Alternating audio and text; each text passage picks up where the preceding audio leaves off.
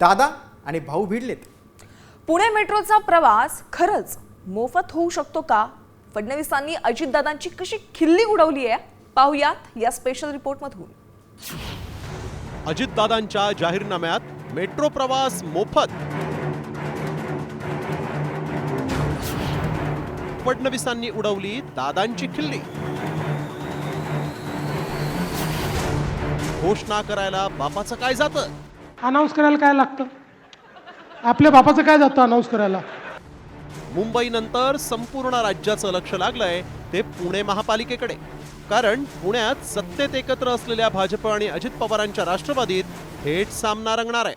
आपल्या जाहीरनाम्यामध्ये महापालिकेवर सत्ता आल्यास पुणेकरांना मेट्रो प्रवास मोफत करण्याच्या घोषणेची फडणवीसांनी खिल्ली उडवली।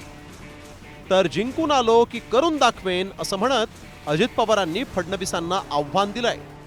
जवळपास 10,800 कोटी अनेक पुणेकरांचे मिळून वाया जात आहेत। इथं मात्र पुणेकरांच्या टॅक्समधनं आलेल्या पैशातनं आपण 300 कोटी रुपये भरायचे।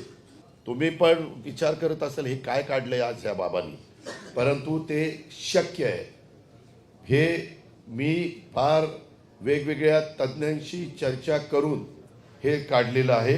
आज मी अनाउन्स करणार होतो की पुण्यातनं उडणारे जेवढे विमानं आहेत त्या विमानांमध्ये महिलांना तिकीट माफ केलं पाहिजे। अनाउन्स करायला काय लागतं? आपल्या बापाचं काय जातं अनाउन्स करायला?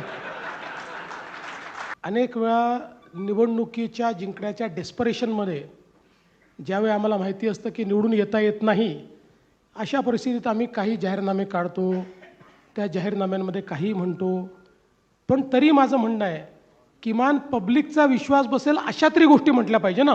तिकीटची नोंद घेतली, काय काळजी करू नका। ते तिकीट मोफत प्रवासाचं कौतुक कसं करतील? मी करून दाखवीन। दरम्यान पुण्यात मेट्रो प्रवास मोफत करणं खरंच शक्य आहे का? आणि महापालिकेला मेट्रो प्रवासाचं गणित ठरवण्याचा अधिकार आहे का? पाहूया। पुण्यात मेट्रोचे 2 मार्ग सुरू, पिंपरी चिंचवड ते स्वारगेट आणि वनाज ते रामवाडी। मेट्रोचे आणखीन 4 ते 5 मार्ग प्रस्तावित। मेट्रोची प्रवासी संख्या सध्या साधारणतः 2 ते 2.25 लाखांच्या दरम्यान।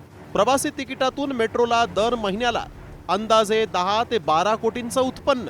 2025 मध्ये मेट्रोला तिकिटातून 105 कोटींचं उत्पन्न।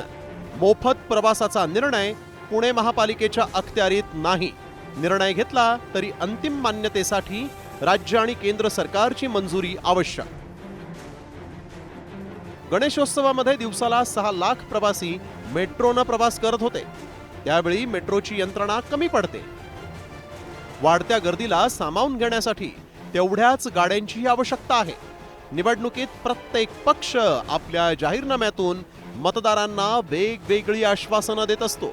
आता ही सगळी आश्वासनं प्रत्यक्षात येऊ शकतात याचा विचार सुज्ञ मतदारांनीच करायचा आहे। सचिन जाधव, साम टीव्ही न्यूज, पुणे।